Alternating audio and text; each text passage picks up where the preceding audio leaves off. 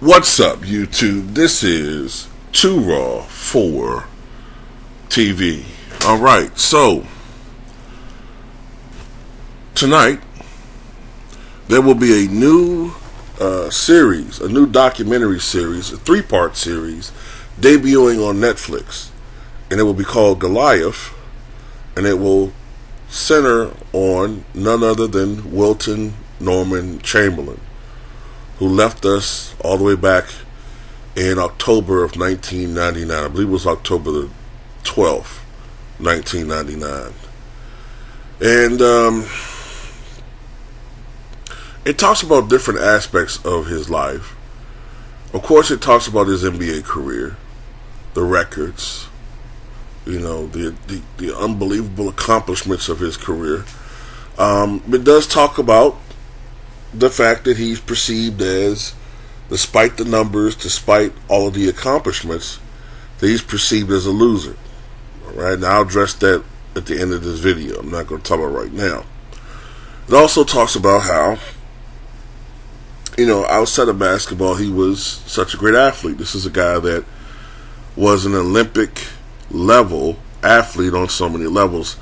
Had he tried to go into that in his career, had he tried to focus on those things in his career, he could have been an Olympic level athlete, as would have Bill Russell.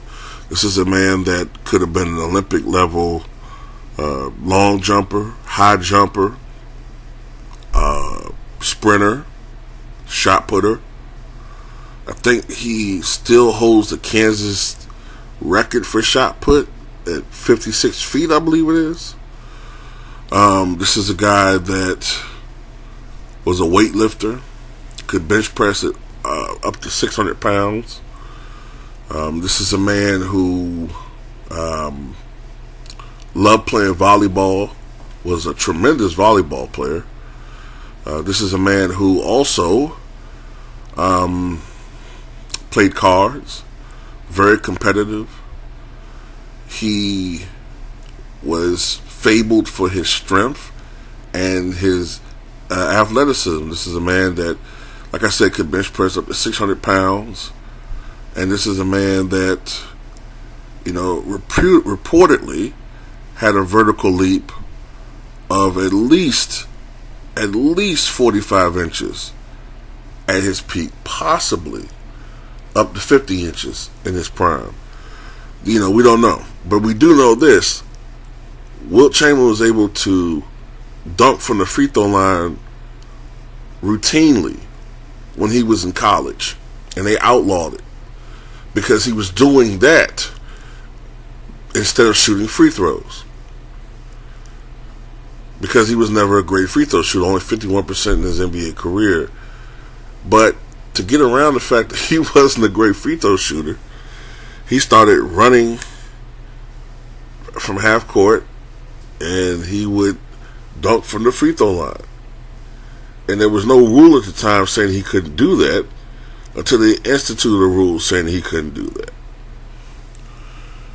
This is a man, along with George Mikan in college in the 1940s, who helped initiate the goaltending rules.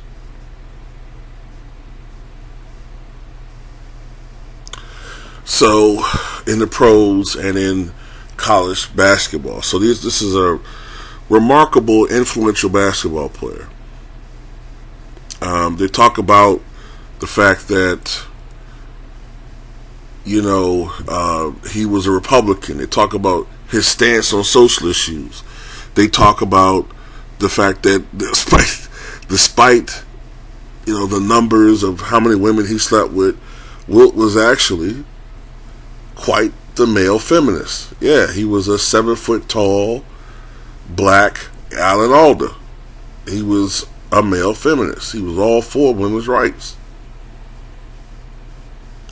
So at the end of the day, I'm going to check this out, see what part of the documentary I like, and probably some part that I don't like. Now, getting back to the whole loser thing with Wilt, this was always irritating me about that. Anybody who played, any NBA player whose career overlapped Bill Russell's loss. Oscar Robertson didn't win a championship until after Bill Russell retired, and when he hooked up with Kareem Abdul-Jabbar in his prime. Bob Pettit only has one championship. Jerry West only has one championship. Elgin Baylor only has one technical title, and that's a ring that he was given in the season where he retired 9 games into the season. Wilt at least got 2 championships. You understand what I'm saying? There's a lot of guys who never won a championship. Richie Guerin never won a championship in that era. You know, a lot of players. Zelmo Beatty never won an NBA championship. He didn't win an ABA championship, but not an NBA championship. So at the end of the day, I don't understand why Wilt is so stigmatized for not winning a championship when you consider the realities of the time. Wilt didn't have the benefit that players like Kevin Durant and LeBron James and Dame Lillard, where they can just demand a trade, request a trade, or leave in free agency. They didn't have these things. So they need to all, kiss Oscar Robertson's ass for taking the NBA to court to help get players to write for free agency, to help choose their own destiny as far as which teams they want to play for. At that time, once you sign a contract with a team for more or less, I hesitate to say own you, but you were very limited in choosing which team you wanted to go to.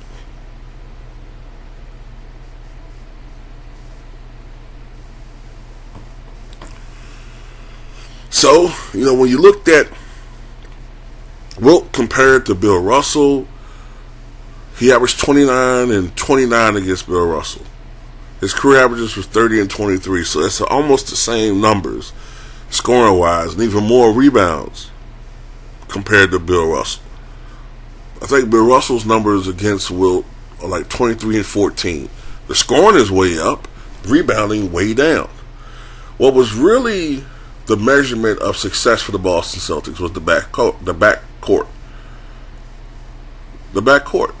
Wilt's teams, with the exception of that 76ers team in 1967 when they were healthy, could not compete with the Boston Celtics. For the most part, they could not compete.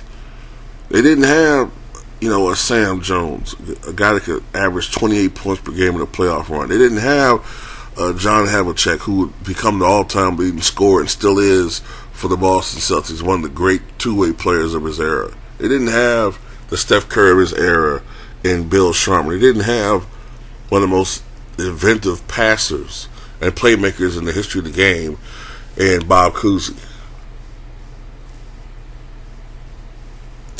So, it is what it is. That's just my take on it. So, I look forward to watching this document. 3-part, what would you call it, a docu-series? No. I don't think you would call it a docu-series. I think Winning Time with the Lakers would be a docu-series. This is just a documentary. But anyway, tell me what you guys think.